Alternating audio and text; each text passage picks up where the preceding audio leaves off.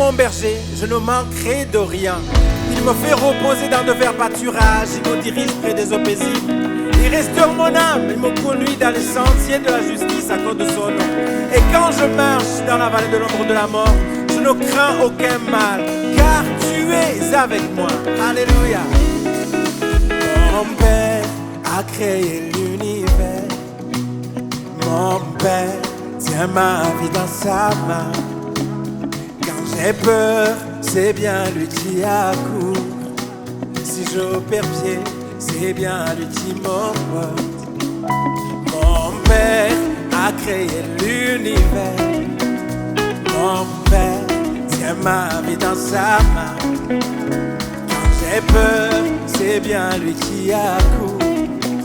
Si je perds pied, c'est bien lui qui m'emporte. Parce qu'il m'aime, oh. Je suis le fils du Dieu vivant, le créateur de l'univers. Il m'aime, oh. Je suis le fils du Dieu vivant, le créateur de l'univers. Il m'aime, oh.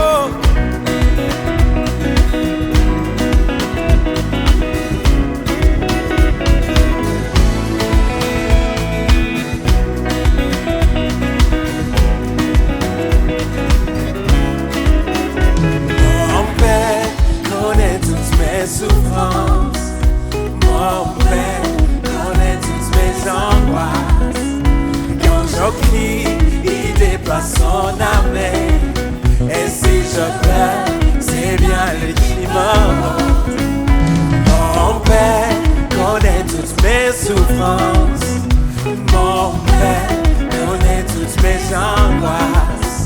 Et quand je crie, il dépasse son âme. Oh. Et si je pleure, c'est bien lui qui m'aime. Oh, parce qu'il m'aime. Oh, il m'aime. Alléluia. Je suis le fils du Dieu vivant, le créateur de l'univers. Il m'aime. Oh, il m'aime. Alléluia. Je suis le fils du Dieu vivant, le créateur de l'univers. Il m'aime. Oh, il m'aime. Oh, je suis le fils du Dieu vivant, le créateur de l'univers. Il m'aime, oh, je suis le fils du Dieu vivant, le créateur de l'univers. Je cesse de pleurer, je cesse de pleurer. Je marche la tête haute, je saisis la victoire. Mon Père est devant moi, mon Père est mon soutien. Si tout lui appartient, alors je n'ai plus peur. Je cesse de pleurer, je cesse de pleurer. Je marche la tête haute, je saisis la victoire. Mon Père est devant moi, mon Père est mon soutien. Si tout lui appartient, alors je n'ai plus peur. Il m'aime, oh il m'aime, oh. Je suis le fils de Dieu vivant, créateur de l'univers. Il m'aime, oh il m'aime, alléluia. Oh il m'aime, Jésus il m'aime, alléluia. Oh créateur de l'univers. Il m'aime, oh je suis le fils de Dieu vivant. Je cesse de pleurer, je cesse de pleurer. Je marche la tête haute, je saisis la victoire. Mon Père est devant moi, mon Père est mon soutien. Si tout lui appartient, alors je n'ai plus peur. Non. Je cesse de pleurer, je cesse de pleurer. Je marche la tête haute, je saisis la victoire. Mon Père est devant moi, mon Père est mon soutien. Si tout lui appartient, oh alors je n'ai plus peur. Il m'aime, oh, il m'aime, oh. Je suis le fils de Dieu vivant, le créateur de l'univers. Il m'aime, oh, il m'aime, alléluia. Je suis le fils de Dieu vivant, le créateur de l'univers. Il m'aime.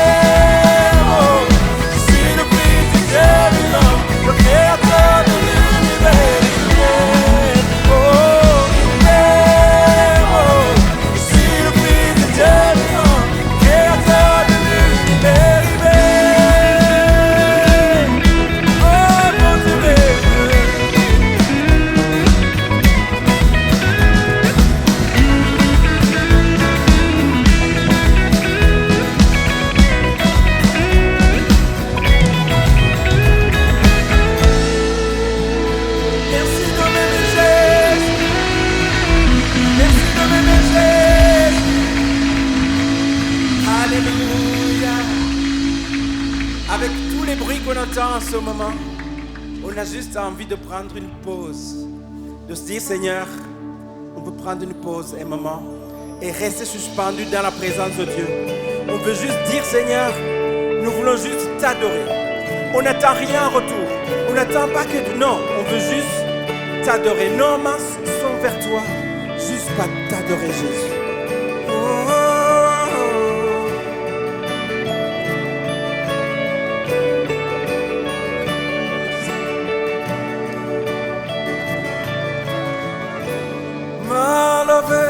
Cœur ouvert, grand comme le ciel, nous t'élevons, main levée, cœur ouvert, comme nous prions, nous élevons ton nom, main levée, cœur ouvert, grand comme le ciel.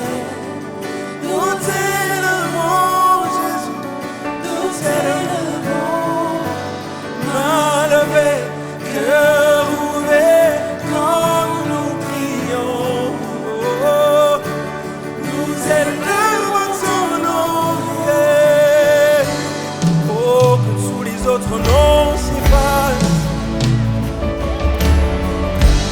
Oh, que tous les autres noms s'effacent.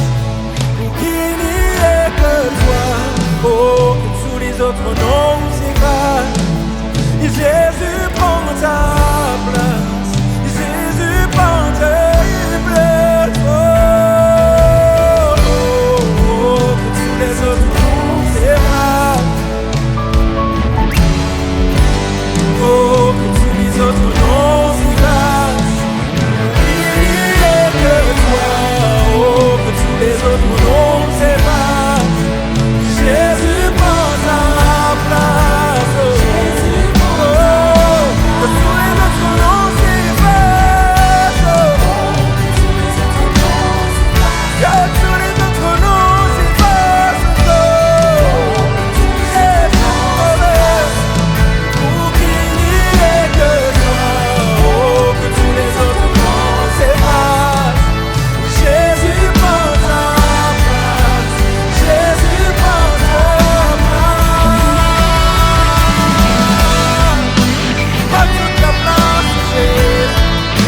À toute la place, Jésus.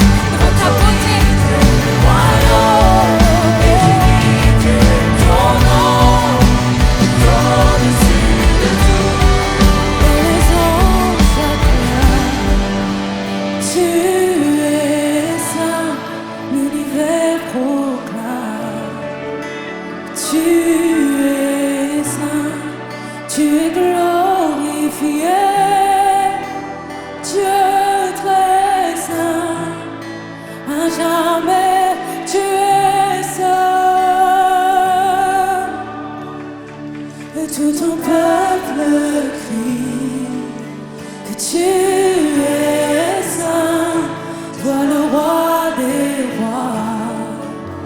Tu es saint, Dieu d'éternité.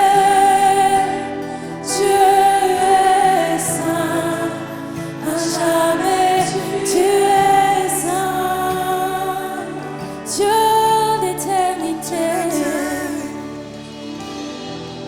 Oh, tu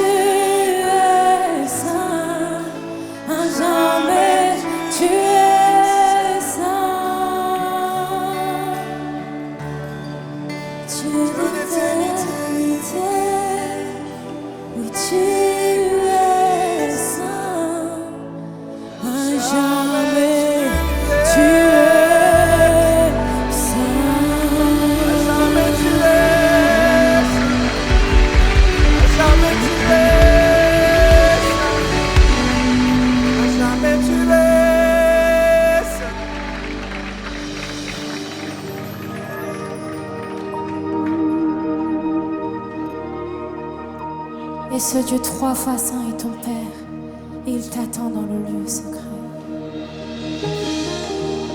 Il attend que tu lui donnes l'adoration et la louange, peu importe les circonstances.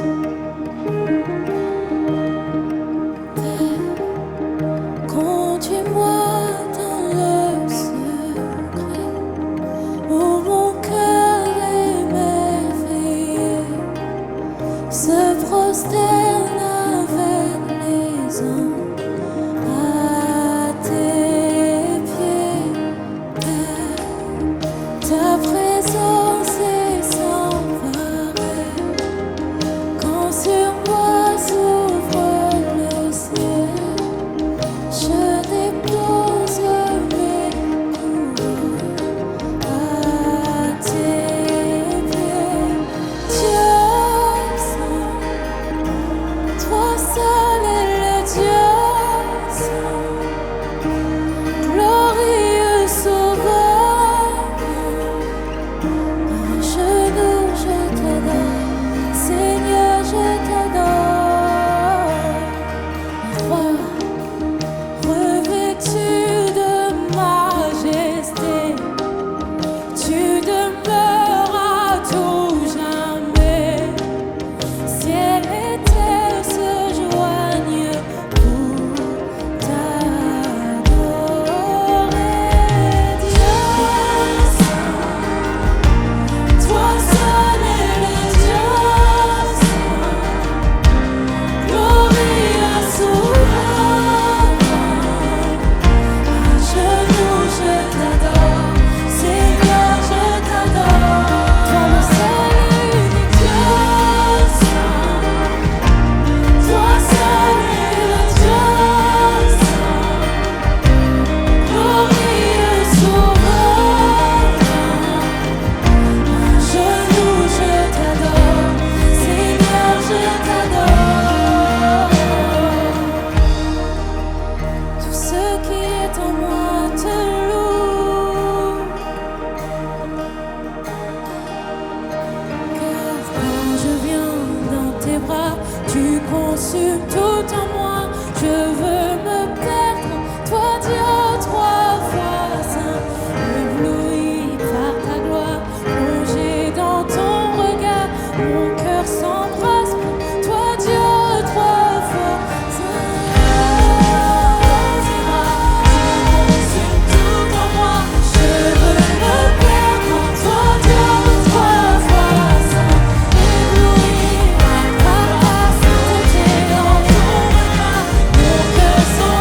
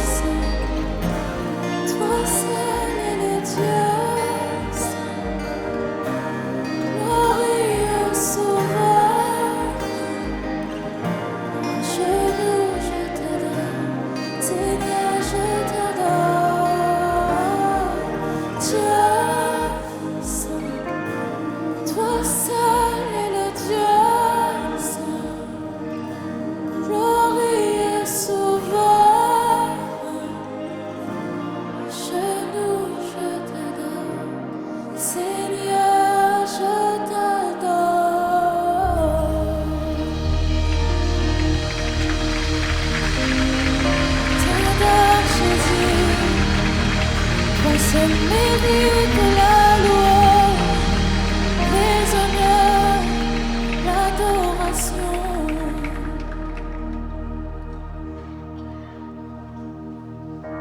Lorsque nous sommes confrontés devant toute la sainteté de Dieu, toute sa grandeur, toute sa majesté, notre réponse est se prosterner et de lui donner toute la louange qu'il mérite.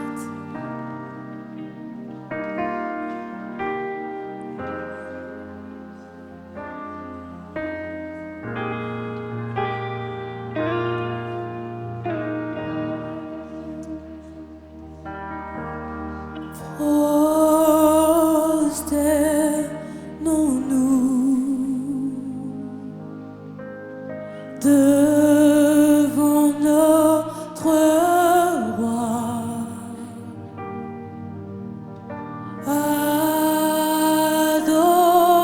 adorons-le de tout notre cœur.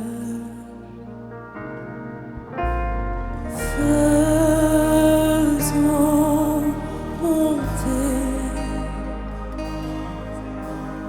vers sa majesté des chants de gloire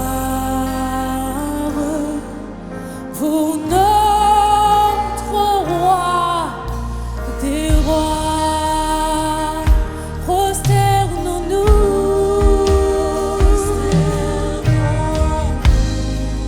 Donnons à Dieu la louange devant notre roi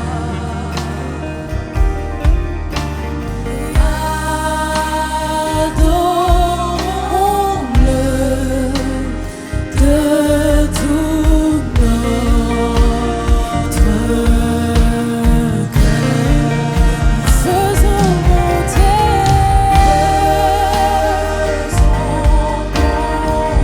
vers le Dieu qui mérite la louange.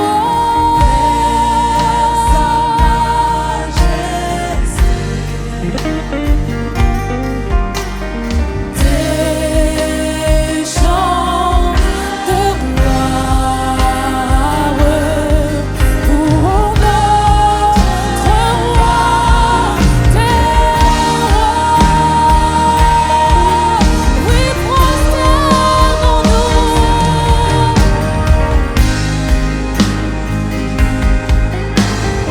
Devant notre roi, adorons-le en esprit et en vérité. Tout notre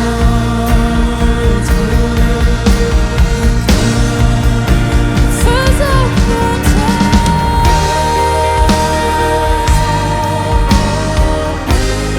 chant de louange, d'adoration, sa majesté,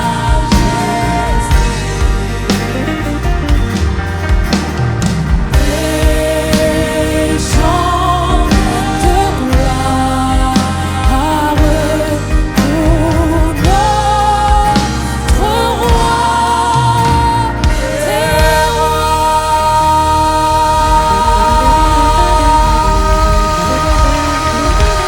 Est-ce qu'on peut acclamer Jésus dans ce lieu? Est-ce qu'on peut acclamer Jésus encore dans ce lieu? Est-ce qu'on peut acclamer Jésus? Où toi Jésus? Où toi Jésus? Alléluia. Une dernière fois, juste les voix, comme une prière.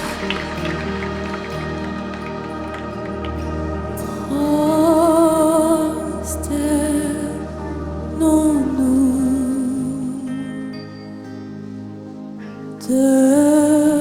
devant notre roi.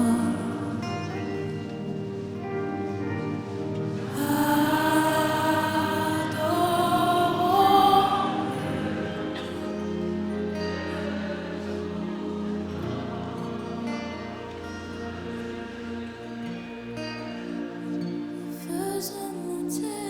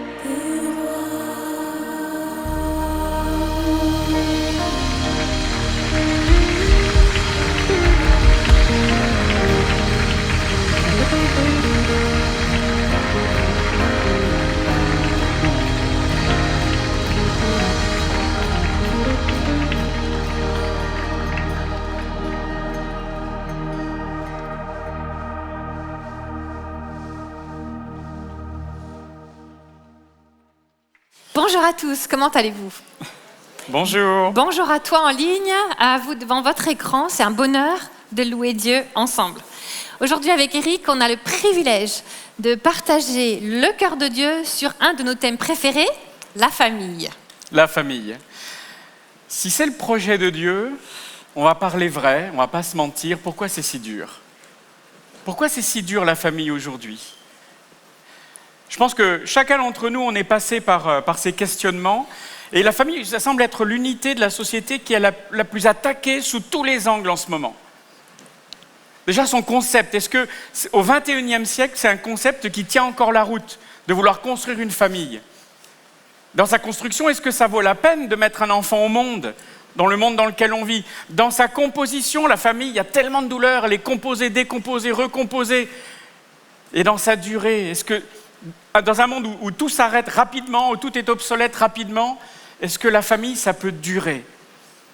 Et je pense que ce sont des questions qui sont indispensables de se poser. C'est ce qu'on voudrait vraiment faire avec vous. C'est se demander si la famille, c'est encore pour aujourd'hui. Et quelle que soit ton origine, quel que soit ton arrière-plan culturel, le continent sur lequel tu as grandi ou autre, n'importe lequel d'entre nous, nous venons d'une unité familiale, quelle qu'ait été sa forme. Et la famille, dans le cœur de Dieu, c'est l'endroit où Dieu veut que l'on apprenne l'amour, apprendre nous sommes aimés, puis on peut aimer l'autre, apprendre qu'on peut être écouté et écouter les autres, apprendre à se respecter soi-même et respecter les autres. Et d'ailleurs, c'est intéressant, quand Dieu se présente à nous, il est un Dieu unique en 3 personnes, et il y a un Père et un Fils, avec l'action du Saint-Esprit qui les lie ensemble, mais il y a un Père et un Fils, donc il y a une relation familiale. C'est le désir de Dieu de se présenter sous la forme d'une famille aussi. Et non sans humour, c'est un célibataire qui nous parle le mieux de la famille. Et ce célibataire, je suis sûr que vous connaissez peut-être son nom, il s'appelle Jésus. Et je voudrais lire avec vous dans Matthieu chapitre 19, les versets 4 et 5. Et voilà ce que Jésus dit. « N'avez-vous pas lu que le Créateur au commencement a fait l'homme et la femme ? Et qu'il a dit, c'est pourquoi l'homme quittera son père et sa mère et s'attachera à sa femme et ils ne feront qu'un. » Amen. Jésus ici reprend une parole très ancienne qui se trouve dans le chapitre 2 de la Genèse. C'est le tout début, le premier livre de la Bible. Et ce que Dieu a voulu dès le démarrage, après avoir créé les êtres humains, c'est qu'ils vivent en famille, dans l'unité familiale. Et Jésus ici ne fait que reprendre cette idée et dire en fait, ce qui était valable à cette époque est toujours valable aujourd'hui. Et c'est vraiment notre objectif, parce que aujourd'hui, de vous l'expliquer, parce que l'on soit célibataire, que l'on soit marié, que l'on soit veuf ou divorcé ou veuve, peu importe, qu'on ait des enfants ou pas d'enfants, c'est pas grave, c'est pas ça le plus important. À un moment donné, on a tous fait partie d'un groupe familial. Que ce soit une toute petite famille, juste un noyau, ou bien que ce soit une famille tribu avec tellement de cousins et de cousines qu'on ne sait même pas les prénoms de tout le monde. Ça vous est déjà arrivé vous faites partie d'une famille comme ça ? Il y en a qui lèvent la main, hein ? Et peut-être vous, devant votre écran, c'est votre cas aussi. Mais peu importe notre famille, on vient tous d'une famille à un moment donné. Et vraiment, avec Rachel, notre désir, c'est de remettre la volonté de Dieu au centre de nos préoccupations, de notre vie. Est-ce que la famille, c'est toujours le plan de Dieu aujourd'hui, pour moi et pour toi ? Toujours au cœur de Dieu, mais on ne va pas se cacher la face, c'est dur d'être parent. Il y a un proverbe qui dit « pourris tes enfants, élève tes enfants, tu pourras pourrir tes petits-enfants, pourris tes enfants, tu pourras élever tes petits-enfants ». Nous, on a élevé nos enfants, c'était pas des anges, même s'ils avaient l'air d'anges. Et donc du coup, on pourrit notre petit-fils Clovis pour l'instant, n'est-ce pas ? Donc c'est plus facile d'être mamie que maman. Vous êtes d'accord ? Les mamies ? C'est dur d'être parent. Et puis des fois, on peut dire « ouais, mais toi, tu connais pas mes enfants, c'est pour ça que c'est difficile, j'ai des enfants difficiles ». Non. C'est dur d'être parent, point. Parce qu'on va regarder, même quand le fils, c'est Dieu, c'était difficile d'être papa et maman. On va parler de la famille de Jésus. Comme tu l'as dit, Dieu a choisi d'honorer la famille en envoyant son fils naître et grandir dans une famille. Et Joseph et Marie, c'était pas simple pour eux en fait. C'était pas un timing super top. Je vous refais pas l'histoire, mais replongez-vous dans l'Écriture si vous voulez voir la famille de Jésus, mais ce n'était pas le bon moment pour eux. Ils n'étaient pas prêts, il n'y avait pas la chambre avec tous les meubles en kit à monter, le berceau, le truc qui fait de la musique, le nounours au bout du lit, rien de tout ça. Ils n'ont pas eu le temps de se préparer, le contexte était compliqué. Quand enfin Jésus est né, ils l'ont présenté au temple à Jérusalem, puis ils ont dû s'enfuir avec un nouveau-né. S'enfuir parce que sa vie était en danger. Ils sont partis en Égypte, ils se sont retrouvés expatriés dans un pays où il fallait qu'ils apprennent la façon de vivre. Ils attendaient que le roi Hérode meure pour pouvoir revenir. Et Jésus a grandi à Nazareth. Il était tombé dans une famille très ordinaire en fait. Une famille juive ordinaire. Et c'était pas simple, c'était pas le bon moment pour eux. Le timing n'était pas top pour Joseph et Marie. Ça a été compliqué dès le démarrage, même avec Jésus comme fils. C'est pas le bon moment. Et de nos jours, est-ce que c'est pas des fois le cas aussi? Je crois que c'est jamais le bon moment de toute façon, mais c'est vrai que dans notre travail avec Rachel, on entend de plus en plus souvent cette question, et notamment, et ce qui est normal auprès des jeunes, ils se disent est-ce que ça vaut le coup dans le climat actuel de construire une famille, de mettre des enfants au monde, avec les bruits de guerre et les climats de guerre, avec le climat économique, avec tout ce que l'on voit en ce moment autour de nous, est-ce que c'est raisonnable, est-ce que c'est sage de choisir de mettre au monde un enfant dans une telle actualité, quoi?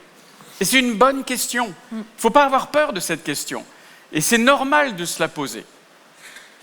Ce que tu vas choisir de répondre, c'est ça qui va être déterminant.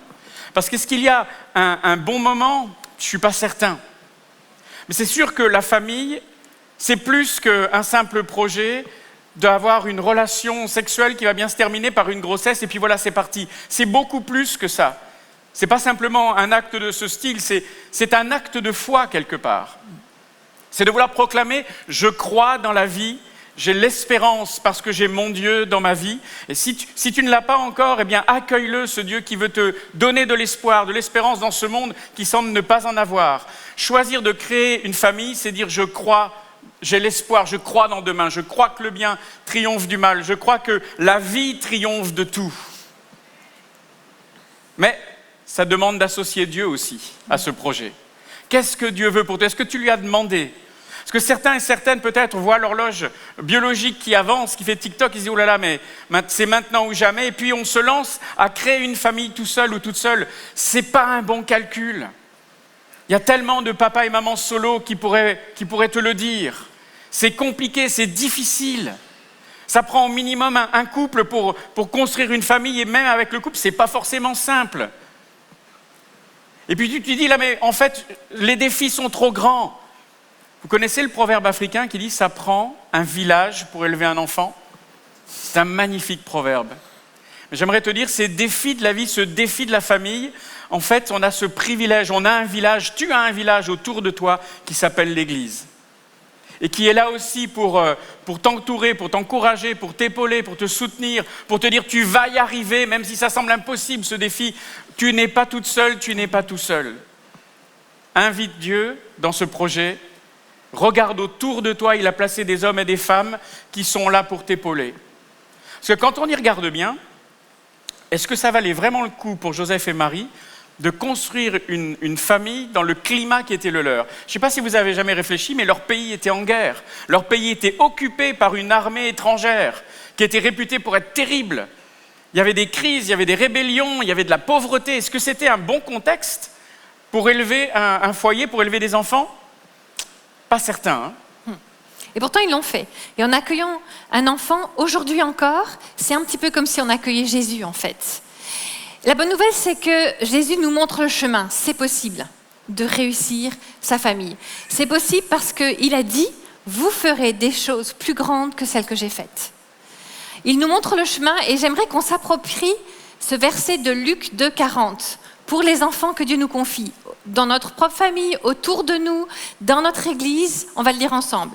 Or l'enfant croissait et se fortifiait, il était rempli de sagesse et la grâce de Dieu était sur lui. C'est notre prière pour cet enfant que tu es, cet enfant dont tu es en charge aujourd'hui.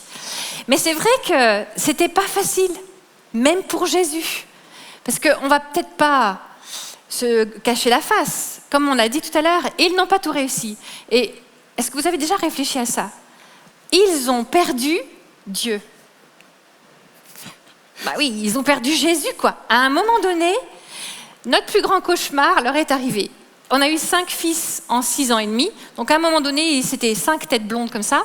Et ben vous savez ce qu'on faisait quand on prenait l'avion dans l'aéroport ? On les habillait tous pareil. C'était pas un effet de mode. C'était pour que si jamais on en perd un, quelqu'un se dise « Mais j'ai déjà vu ça quelque part ». Vous voyez ? C'est comme ça qu'on a fonctionné avec nos enfants. Et ils ont perdu Jésus, Joseph et Marie. Regardez avec nous, Luc 2, 45-48. Mais ils ne le trouvèrent pas. Aussi retournèrent-ils à Jérusalem pour le chercher. 3 jours plus tard, ils le retrouvèrent dans le temple, assis au milieu des maîtres. Il les écoutait, leur posait des questions. Tous ceux qui l'entendaient s'émerveillaient de son intelligence et de ses réponses. Ses parents furent très étonnés de le voir et sa mère lui dit « Mon enfant, pourquoi nous as-tu fait cela ?» Non, enfin, à mon avis, elle a dû dire « Ah, qu'est-ce que t'as fait ou t'étais ?» C'était une maman juive, hein, quand même. « Pourquoi nous as-tu fait cela ? Tu sais, ton père et moi, nous étions très inquiets et nous t'avons cherché partout. » On en rit, mais ne nous jugez pas. Ça nous est arrivé une fois. Nous aussi, nous avons perdu notre premier-né. Alors ça doit vous donner de l'espoir, parce que si les parents de Jésus n'étaient pas parfaits, donc tu n'es pas parfaite, tu n'es pas parfait, mais tu peux construire une famille quand même. Et nous, alors ne nous jugez pas non plus, mais ça nous est arrivé. Quand on est, notre grand cauchemar. C'était notre cauchemar absolu. Et on habitait Vientiane, la capitale du Laos, on venait d'y arriver, on ne parlait pas le laotien, on ne parlait pas l'anglais, on ne connaissait pas la ville. J'avais je ne sais plus combien d'enfants avec moi dans le groupe, mais Rachel était partie chercher notre aîné, Nathan, à l'école. Et j'entends la voiture qui revient, et Rachel, j'étais à l'étage, qui monte, elle dit « Est-ce que Nathan est avec toi ?» Et là, mon estomac se serre, mon cœur accélère, je me dis « Non, il n'est pas avec moi. » D'un air de dire « Mais évidemment que tu sais bien qu'il n'est pas avec moi. » Et là, je dévale les escaliers, je prends les clés de la voiture et je conduis comme un fou dans une rue, dans une ville dont je ne connais pas les rues. Je ne sais pas où est mon gamin. Je regarde à gauche, à droite, il fait nuit et je ne sais pas où le trouver. Il y avait des enlèvements d'enfants à l'époque, en plus. Et donc, la panique totale, le cauchemar pour un papa, c'est je vous souhaite jamais de vivre ça. Et à un moment donné, dans la voiture, je sens la présence de Dieu. Et la présence de Dieu qui me dit « Éric, tu as le choix.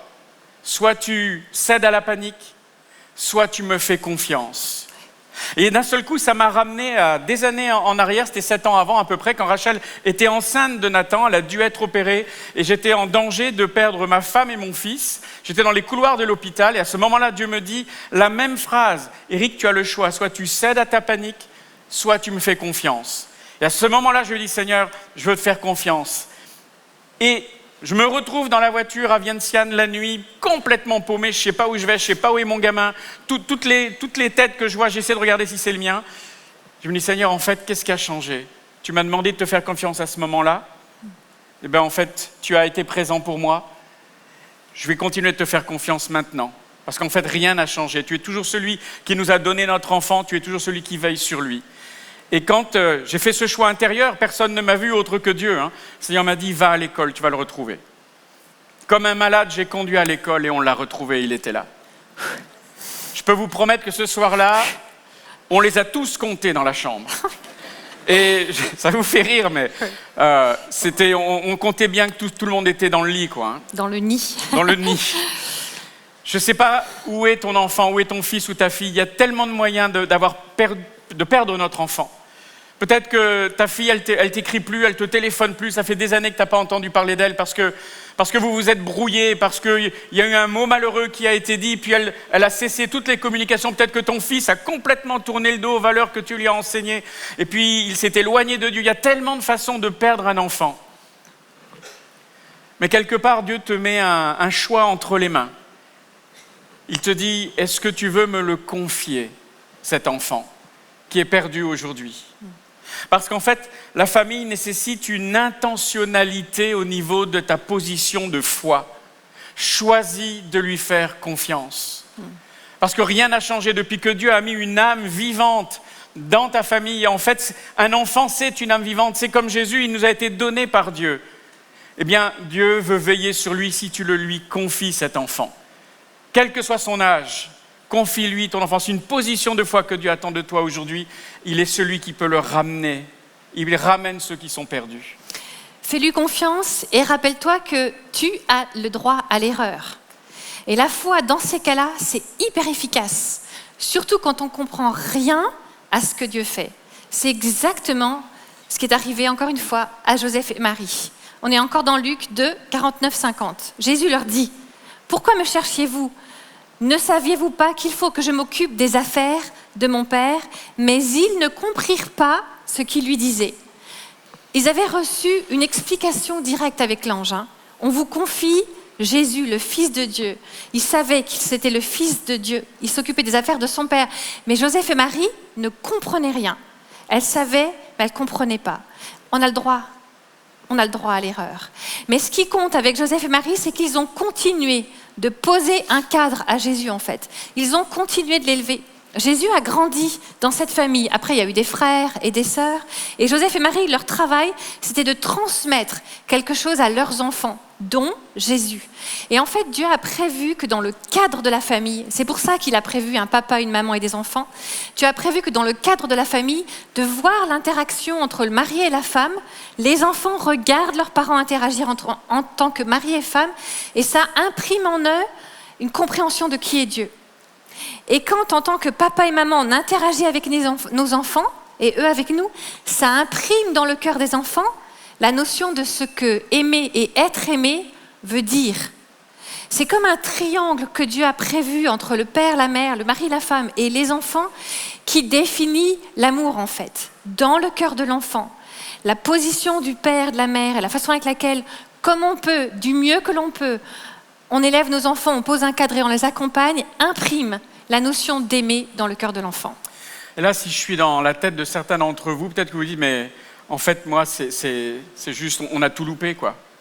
On n'a pas réussi à imprimer ce dont tu parles dans le cœur de nos enfants, et peut-être parce que simplement tu élèves tes enfants toute seule. Et pour moi, les mamans solo, vous êtes des héroïnes des temps modernes. C'est tellement, tellement, tellement compliqué d'élever des enfants toutes seules. Mais je voudrais faire une petite aparté et parler à ceux qui sont papas. Messieurs, votre rôle est essentiel. Je ne sais pas où tu en es, je ne sais pas si tu as pris conscience de cela, mais si tu es un papa, peut-être séparé de la maman de tes enfants, je ne sais pas, mais si tu es un papa, reprends ta position de père. Amen. Quel que soit l'âge de tes enfants, tu as une autorité spirituelle de la part de Dieu pour bénir. Pas pour terroriser et régner, mais pour bénir, protéger, soutenir, encourager, guérir, prier avec, être là, aimer. Il y a trop de papas qui ont laissé tomber cette responsabilité et qui sont partis ailleurs.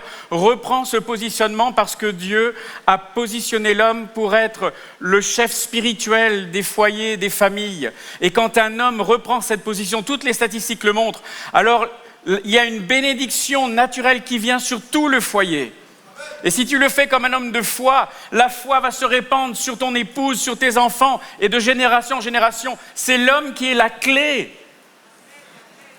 Et mes sœurs, je vous aime et je sais tous les efforts que vous faites. Je ne suis pas en train de critiquer quoi que ce soit, mais messieurs, revenez, reprenez votre position de responsable spirituel.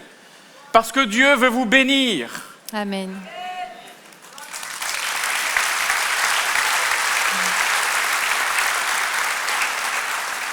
Je crois qu'on voit ce qui se passe dans notre société quand les papas ne sont pas là. Vous savez, dans notre jargon de thérapeute, il y a ce qu'on appelle les blessures du père. Nous, on voit des femmes adultes, des hommes adultes qui peuvent avoir 30 ans, 40 ans, 50 ans ou plus et qui ont souffert d'une absence du papa ou bien d'un papa qui n'a pas rempli son job. Et en fait, on voit des femmes qui vont constamment courir après une affection masculine parce qu'elles veulent remplacer, compenser ce qu'elles n'ont pas eu. Et puis des petits garçons à l'intérieur d'un homme de 60 ans ou plus, il y a toujours un petit garçon qui n'a pas eu un modèle, qui n'a pas eu une validation. Tu as la capacité de valider, de bénir, d'aimer. Amen. Mes frères, je ferme cet aparté, mais prenez votre position. Amen. Vous allez voir Dieu à l'œuvre. Amen. Ah, c'est vrai que c'est dur d'être parent, c'est dur d'être un père, c'est dur d'être une mère, ça ne se passe pas toujours bien, mais il faut être honnête aussi, parfois c'est dur d'être enfant. Ah, les enfants, Vous êtes d'accord? Des fois, c'est dur, hein, les ados. Tu ruines ma vie. Oui, c'est dur. Merci, il y en a qui relate. C'est dur d'être enfant des fois. Mais on va regarder aussi cet angle-là. La famille, ça reste une chance, malgré les circonstances. Alors encore une fois, si tu nous écoutes et puis tu dis oui, bon là, eux, ils ont l'air gentils, ils ont réussi ce qu'ils ont fait et tout, mais s'ils avaient 10 minutes à me consacrer, en fait, ce ne serait pas 10 minutes, il me faudrait 2 heures pour expliquer le contexte de ma famille. Et moi, quand je pense à la famille, eh ben, c'était le cauchemar. Et en fait, je n'ai pas envie de créer une famille parce que je n'ai pas envie de faire vivre à mes enfants ce que moi j'ai vécu. Je n'ai pas envie que ça se perpétue. Et en fait, il y a tellement de personnes pour qui la famille a été un lieu de souffrance, un lieu de contrainte, pas un lieu d'amour, pas un lieu où on est mis en avant, on est encouragé, non du tout. Ça peut être tellement de souffrance à la fois et bien en fait on se dit moi je veux que ça s'arrête là, quoi. Je veux pas perpétuer ça. C'était pas un rêve ma famille, c'était un cauchemar. Peut-être que tu n'as même pas grandi avec tes parents, peut-être qu'ils étaient décédés ou alors ils t'ont laissé, ils ne sont pas intéressés à toi ou peut-être un seul parent ou peut-être certains se disent mais ça aurait été mieux que j'en ai pas finalement parce que c'était la guerre à la maison constamment. Il y a tellement de situations dans lesquelles on a tous des familles avec des cadavres dans les placards, avec des histoires tabous, cachées, qui nous disent bah, finalement je ne suis pas sûr d'avoir envie de faire la même chose, quoi. En fait, ce que on est là pour vous dire ça, c'est que la foi peut triompher des pires situations. Oui. On a parlé de la famille de Jésus, je voudrais que l'on parle rapidement de la famille d'une petite fille israélienne. Je ne vous lirai pas le texte, mais vous pourrez le trouver dans le 2e livre des Rois au chapitre 5. On ne connaît même pas son prénom à cette petite fille. Elle était d'Israël et sa famille avait sans aucun doute été tuée et elle avait été faite prisonnière et déportée en Syrie dans le pays qui justement organisait ces razzias. Et comble de malchance pour elle, elle est placée dans une famille d'adoption qui est la famille de celui qui est le commandant en chef de ces razzias, de ces guerres. Je ne sais pas quelle a été ta famille adoptive, c'était peut-être pas du tout génial. Mais imagine 2 secondes, cette petite fille, elle se retrouve être dans la famille de celui qui est la cause de toutes ses souffrances. Alors la Bible ne nous dit pas qu'elle était maltraitée. Et si tu es un enfant dans une famille où tu as de la maltraitance psychologique ou physique, nous conseillons que tu recherches de l'aide, nous te conseillons de te mettre à l'abri parce que ce n'est pas acceptable et ne reste pas dans un endroit où tu es en danger. Mais ça ne semble pas être le cas de cette petite fille. Mais il va se passer quelque chose, ce papa d'adoption qu'elle n'aime sans doute pas, il va tomber malade, il va être atteint de la lèpre, et la lèpre à l'époque c'est une mort sociale, et c'est une mort tout court parce qu'au bout de quelques temps ça va emporter sa vie. Je ne sais pas vous, mais moi je me connais. Si j'avais été à sa place, et que je vois que celui qui est la cause de tous mes malheurs est frappé par une maladie comme ça, j'aurais dit « Seigneur, merci ». C'est ta vengeance, Seigneur, c'est sa punition. Je vais le regarder souffrir et il va payer pour toutes les morts qu'il a créées, pour toute la dévastation qu'il a amenée dans mon pays, dans nos familles. C'est bien fait pour lui, Seigneur, c'est toi qui fais ça. Vous ne l'auriez pas dit? Non. Vous êtes beaucoup plus spirituel que moi. Ma première réaction charnelle, c'est une évidence que ça aurait été ça. Mais sans aucun doute qu'elle avait été exposée à la foi étant petite, pendant le peu de temps où elle était avec sa famille, et elle va choisir quelque chose qui dépasse l'entendement. Elle va choisir de pardonner et de bénir ceux qui lui ont fait du mal. Et elle va donner à ce père Naaman la clé. Elle va dire en fait dans mon pays il y a un prophète de Dieu qui peut amener la guérison. Waouh! Elle va choisir d'aimer son ennemi, d'aimer ceux qui lui ont fait du mal, parce qu'elle sait que Dieu peut être son père et sa mère. Et Dieu peut être ton père et ta mère à la fois. Même si tu n'as pas eu d'exemple, il peut le remplacer. Il a collecté tes larmes quand tu étais en souffrance en tant qu'enfant. Il sait par quoi tu es passé. Et il te demande de pardonner, de choisir de bénir. Parce qu'il n'y a pas de victoire dans l'amertume, il n'y a pas de victoire dans la rancœur qu'on ressasse pendant des années. Et des années après 10, 20, 30 ans, ce sera pire. Il n'y a de guérison que dans l'amour. Choisir de pardonner et choisir le bien. Elle va amener la guérison au travers du prophète dans cette famille. Non seulement elle va être bénie, mais les bénédictions vont se multiplier. Cet homme était le conseiller, le bras droit du roi. Et tout le monde a vu la guérison et la présence de Dieu. Et tout le monde a su qu'il y avait un Dieu véritable et vivant. Amen. Si tu choisis de bénir, de pardonner si tu demandes à Dieu sa force, non seulement tu vas être guéri, tu vas être délivré de ces blessures, mais tu vas voir sa bénédiction se démultiplier sur tous les autres, tous ceux et celles qui t'entourent et au-delà de ce que tu peux imaginer. C'est un pari de foi, mais c'est quelque part ce que Dieu nous propose. Et pour ça, l'objectif va être de s'inscrire dans la durée, en fait. La famille, c'est pas un claquement de doigts, c'est pas une question de micro-ondes. Ça va être un plat qui se prépare à feu doux. Ça va prendre du temps. Il va falloir qu'on investisse un jour après l'autre. Il va falloir qu'on soit intentionnel dans notre positionnement de foi, dans nos choix et dans nos actions. Parce que ça va se mettre en place pas à pas, un pas après l'autre. Cette fois-ci, on va quitter la famille de Jésus, on quitte la famille de la petite servante de Naaman et on arrive dans celle de Samuel. Un verset très précieux va nous montrer comment Anne a choisi d'être intentionnelle. On le lit ensemble. 1 Samuel 2, 18, 19. Samuel faisait le service devant l'Éternel et cet enfant était revêtu d'un éphod de lin. Sa mère lui faisait chaque année une petite robe et la lui apportait en montant avec son mari pour offrir le sacrifice annuel. Il y a des trésors dans ce verset. Anne, elle récupérait des morceaux de tissu, cet éphod de lin. C'était un tissu qui était réservé pour faire la tenue des prêtres, en fait. Il y avait des fioritures en plus, mais elle ramassait des morceaux de ce tissu-là et elle fabriquait la robe pour son fils, la tenue pour son fils, chaque année. À chaque fois qu'elle cousait, la tenue, elle était en train d'appeler à la vie quelque chose qu'elle voyait à l'intérieur de son fils. C'est ce qu'on appelle la théorie de l'habitus, en fait. On met à l'extérieur, on investit dans l'extérieur pour que ce que l'on voit à l'intérieur vienne à la vie. Dieu avait choisi de donner une destinée et un nom à Samuel et l'avait confié à sa mère. Et avec chaque petit point de couture sur l'habit qu'elle préparait, elle priait. Et elle appelait à la vie cette destinée que Dieu avait placée dans son fils. C'est pareil pour toi, en fait. Dieu t'a donné un prénom, il t'a donné une destinée et un petit morceau à la fois, un jour à la fois, une intentionnalité à la fois, une valeur à la fois, on investit pour que viennent à la vie tous les dons que Dieu a déposés en toi.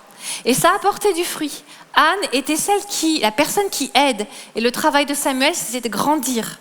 Ça a apporté du fruit parce que regarde avec moi dans Psaume 99, 6. On voit que Moïse et Aaron sont avec Samuel. Samuel se retrouve avec ces grands-là. Écoutez, lisez avec moi. Moïse et Aaron, parmi ces prêtres et Samuel étaient parmi ceux qui faisaient appel à son nom, s'adressant à l'Éternel et il les exauçait. L'investissement de Anne, un jour après l'autre, tous les ans, une nouvelle robe, il y avait une progression, une étape à la fois.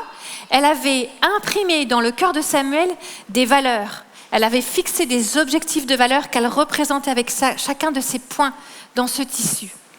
C'est très important pour chacune de nos familles aussi de se fixer des objectifs de valeur pour qu'on puisse les imprimer dans le cœur de nos enfants un jour à la fois. Alors, j'aimerais vous dire qu'avec Rachel, on a tout réussi dans l'éducation de nos fils, mais pour être tout à plus qu'on est juste entre nous, pour être tout à fait honnête, s'ils étaient là, ils diraient papa, maman. On peut faire une liste, papa et maman. Des fois, ils nous ont fait des listes de ce qu'on avait raté avec eux. Non, de ce qu'ils feraient différemment. Ou de ce qu'ils feraient différemment aussi. C'est comme ça qu'ils l'ont dit. On en a même un qui nous a donné des conseils de comment enlever les enfants alors qu'il n'en avait pas encore lui-même. Donc, mais bon, vous avez sans doute des enfants qui ressemblent un peu aux nôtres. Mais je sais qu'à un moment donné, quand on a eu nos 5 garçons, j'ai eu un moment de panique. J'ai parlé au Seigneur, je lui ai dit, mais je ne sais pas comment élever ces garçons pour qu'ils deviennent des hommes de Dieu. J'en ai aucune idée. Au secours, aide-moi, quoi.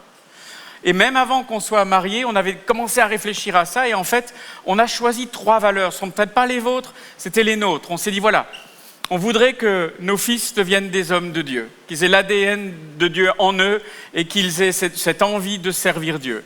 On voudrait qu'ils respectent leurs femmes et les femmes en général et qu'ils aient une valeur travail fortement ancrée en eux pour qu'ils fassent un métier qui les passionne et qui leur plaise.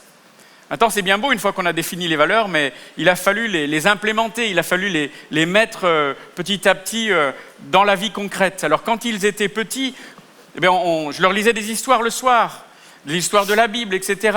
Et puis je priais pour eux plus qu'avec eux. Mais quand ils ont grandi, on avait les histoires le matin, ils étaient un petit peu plus frais, jusqu'à ce qu'ils deviennent ados. Alors là, quand ils étaient ados, j'avais un corps vide devant moi et le cerveau sans doute encore dans le lit.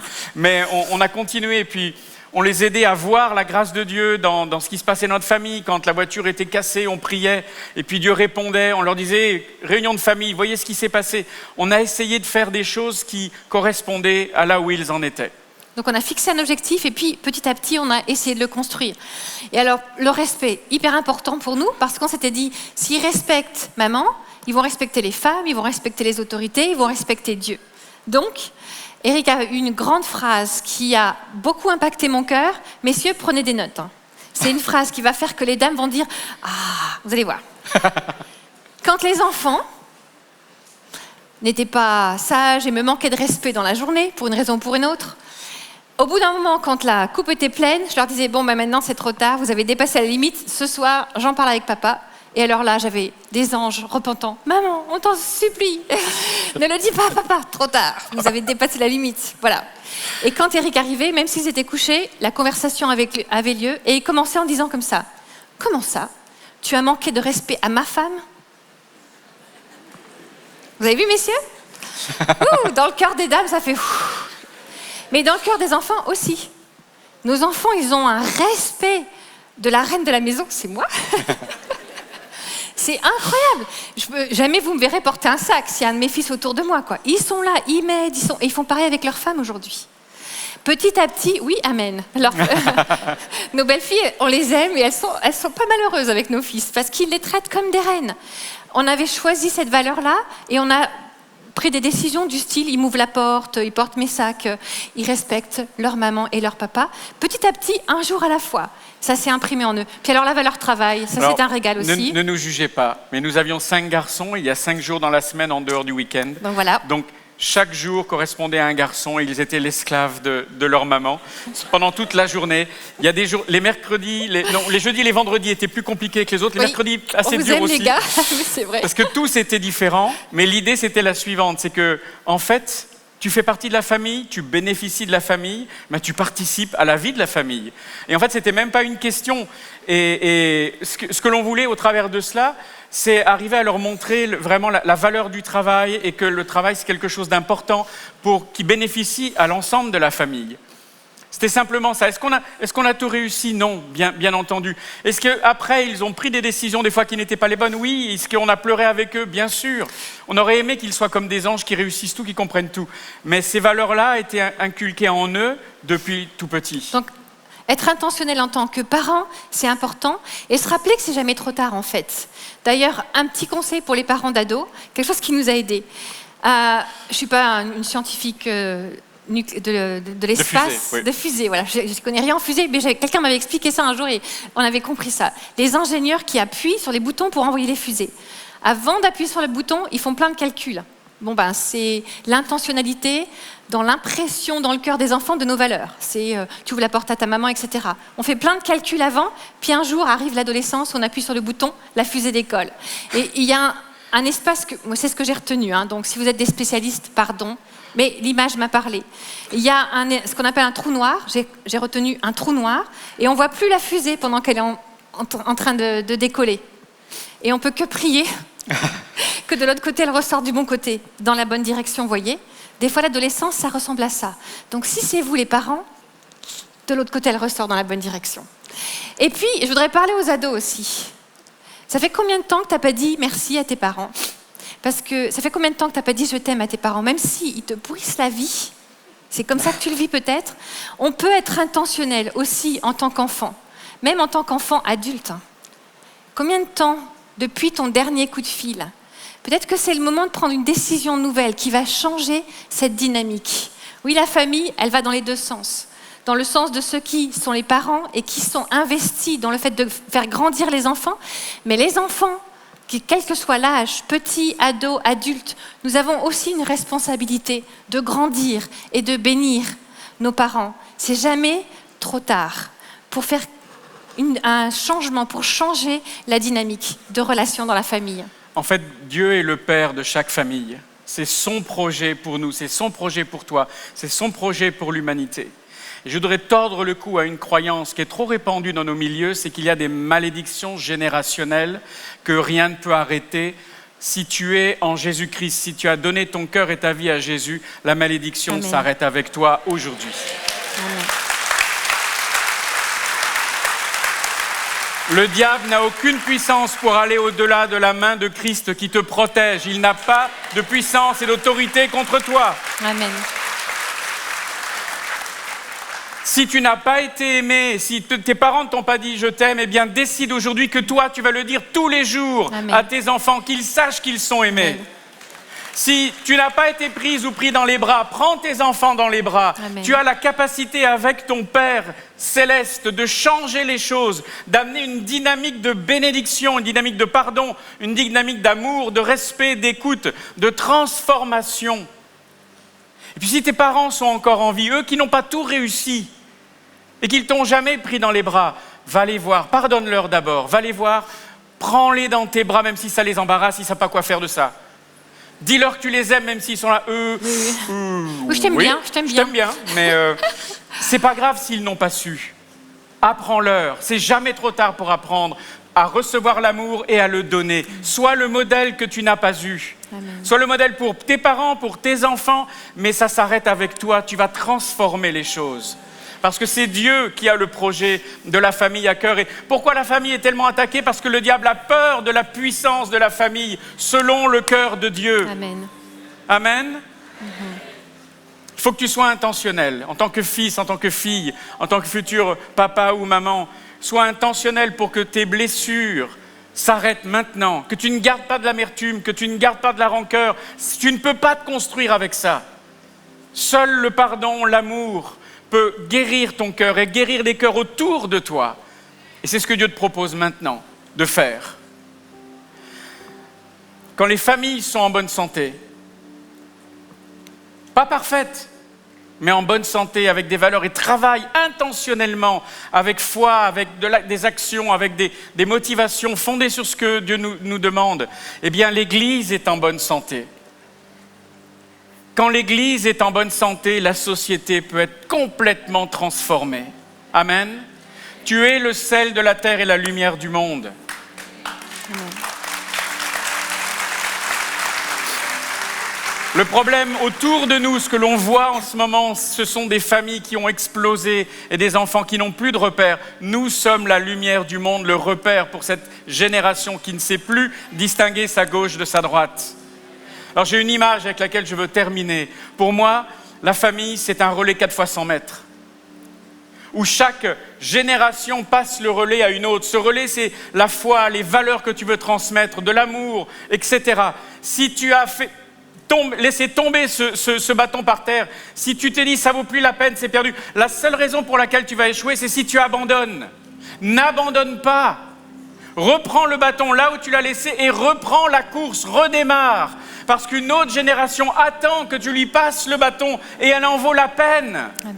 Elle en vaut la peine. C'est trop facile de critiquer la jeunesse. Ils ont besoin de toi, particulièrement s'ils sont perdus. Et eux, ils amèneront le bâton à la prochaine. C'est notre responsabilité, c'est ton choix aujourd'hui à faire avec Dieu. Alors c'est vrai que c'est dur d'être parent, c'est vrai que c'est dur d'être enfant, mais la famille, c'est le projet de Dieu pour notre Église et pour chacun d'entre nous. C'est le projet de Dieu pour toi. Et avec l'intentionnalité de la foi, avec tes choix, tes actions, tu verras du fruit. Et on va terminer avec ce verset 1 Chroniques 6, 18. Samuel a grandi, il n'a pas super bien réussi son rôle de père, mais la transmission s'est faite quand même, de Anne à Samuel, à la génération suivante. Regardez, on retrouve son petit-fils. Voici ceux qui officient avec leur fils. Parmi les descendants des Kéatites figurait Éman, le musicien, fils de Joël et petit-fils de Samuel. Ça, c'est une lueur d'espoir pour nous. Cette transmission, elle est pour nous, elle est pour toi aujourd'hui. L'équipe de louange va prendre ce chant magnifique qu'est la bénédiction. Et ça va être un temps pour nous pour faire le point. Seigneur, qu'est-ce que tu me demandes aujourd'hui ? Qu'est-ce que Dieu te demande, à toi qui es devant ton écran ? De prendre une décision pour qu'aujourd'hui, il y ait un changement dans ta compréhension de la famille, qui que tu sois, où que tu en sois, pour ceux que Dieu t'a confiés ou pour ceux que Dieu t'a confiés en amont ou en aval. Prends une décision. Si tu veux faire ce pas avec lui, lève-toi, parle-lui, que cette parole de bénédiction soit pour toi, que tu puisses la transmettre de génération en génération. On va utiliser ce temps pour faire le point avec Dieu. Lève-toi si tu veux prendre cette décision, puis on reviendra pour prier avec toi. Amen.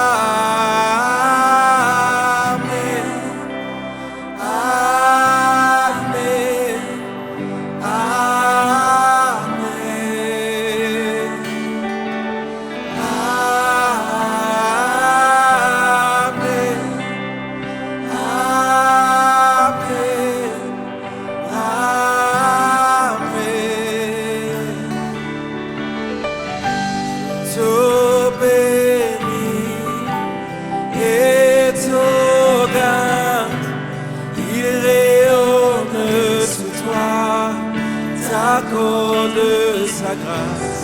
Ton Dieu se tourne vers toi, donne la paix.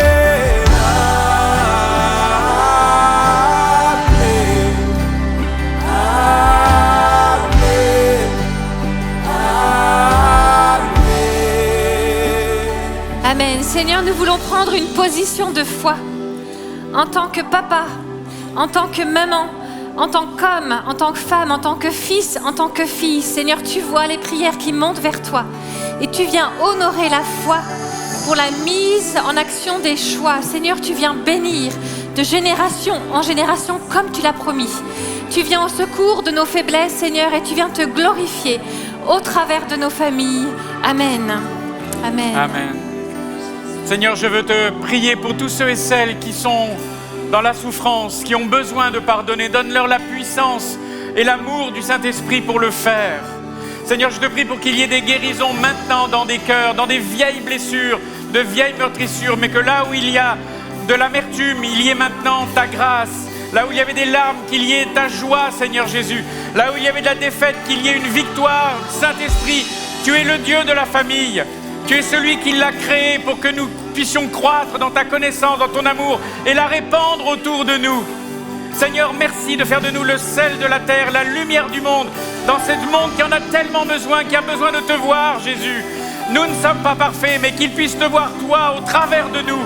C'est ma prière pour nos familles, de génération en génération, que ta bénédiction se répande au travers de l'Église. Amen. Amen, Jésus. Amen. Soyez bénis.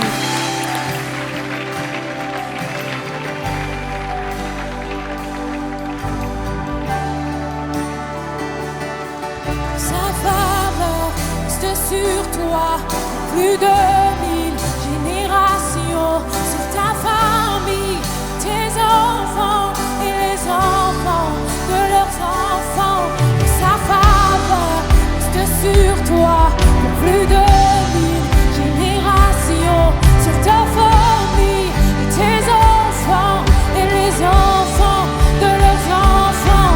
Que sa présence t'environne avec toi.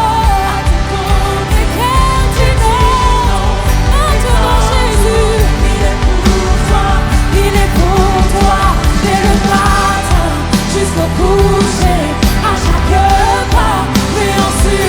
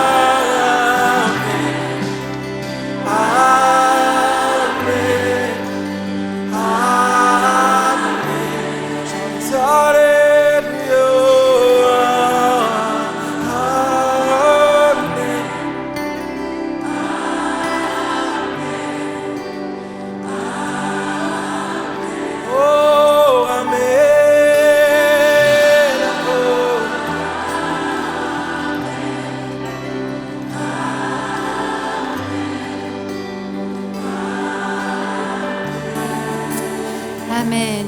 Et tu repars avec cette bénédiction. Merci Seigneur. Si tu as besoin de prière, n'hésite pas à t'approcher. À la fin de cette célébration, notre équipe de prière sera là pour prier avec toi. Est-ce qu'on a des nouveaux aujourd'hui parmi nous? On vous souhaite la bienvenue. Oui, bienvenue. Et si tu es nouveau en ligne, inscris-le sur le chat. Bienvenue à toi. On est très heureux que tu aies choisi de venir célébrer Dieu aujourd'hui avec nous. Surtout, n'hésitez pas sur YouTube à liker la vidéo, à vous abonner, à la faire suivre. Notre prière, c'est que les familles du monde entier soient bénies. De génération en génération, on transmet cette bénédiction. Amen.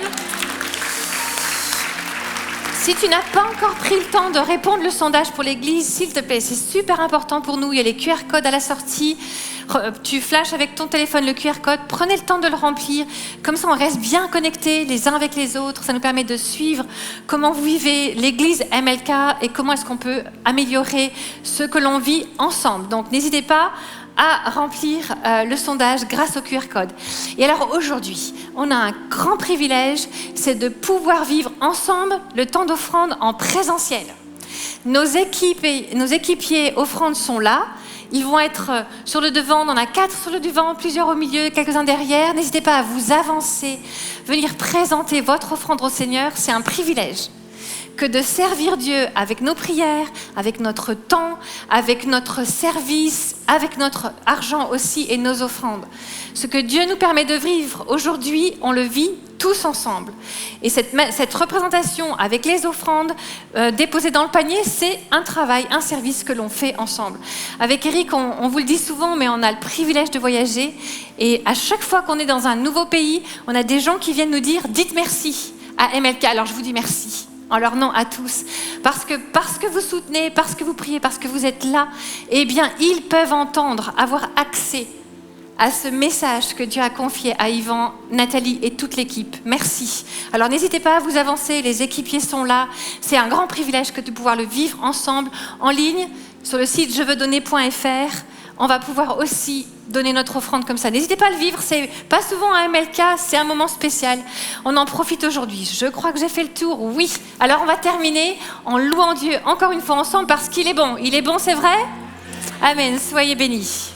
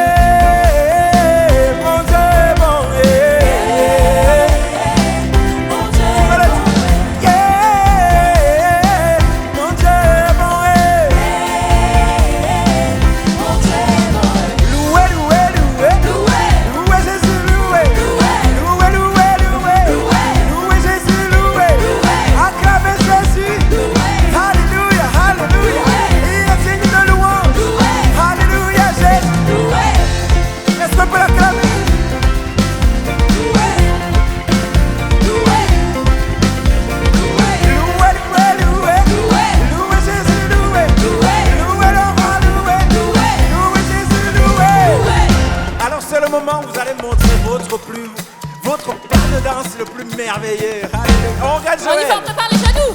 Baissez pas, baissez pas, baissez pas, baissez pas, hey, baissez pas, baissez pas, baissez pas, hey, méditez, plus bas, plus bas, plus bas, plus bas, plus bas. Jéhovah, Jéhovah, tu es le Dieu très haut. Jéhovah, tu es élevé. Oh Jéhovah, tu es le Dieu très haut. Jéhovah.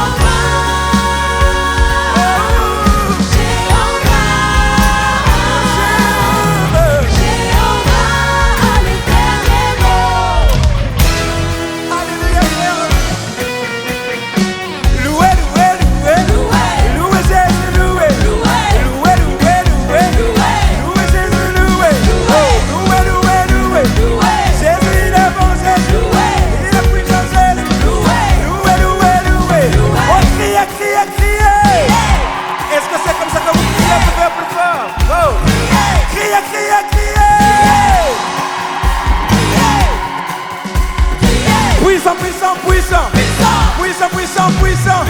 Puissant, puissant, puissant. Puissant, puissant, puissant. Jésus, il est puissant. Jésus, il est puissant. Est-ce que tu ne crois que Jésus est? Est-ce que tu ne crois que Jésus est? Loué, loué, loué. Loué, loué. Amen, amen.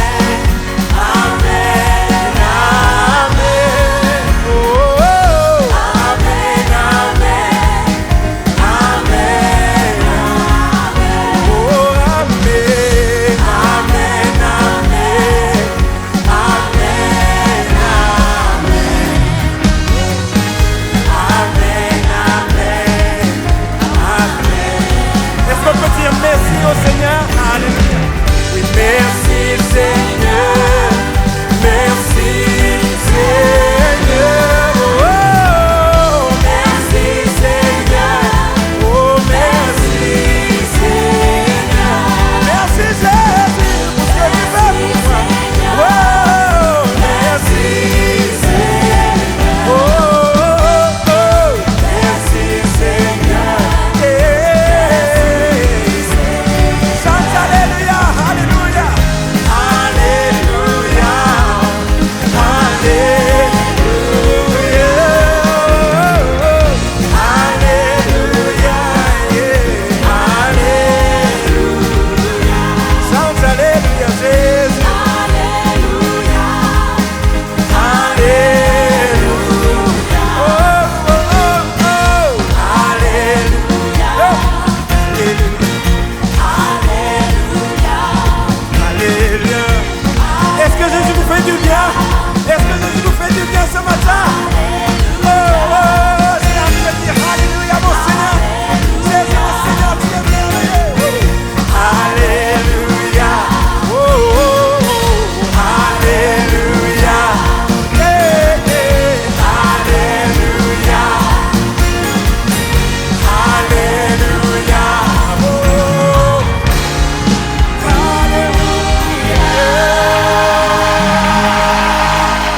Cette vidéo t'a parlé? Clique sur j'aime. N'oublie pas également de t'abonner et de déclencher les notifications. Si cette vidéo t'a touché, elle peut aussi faire du bien à ceux qui t'entourent. Prends 5 minutes pour la partager à un proche ou à un ami qui en aurait besoin.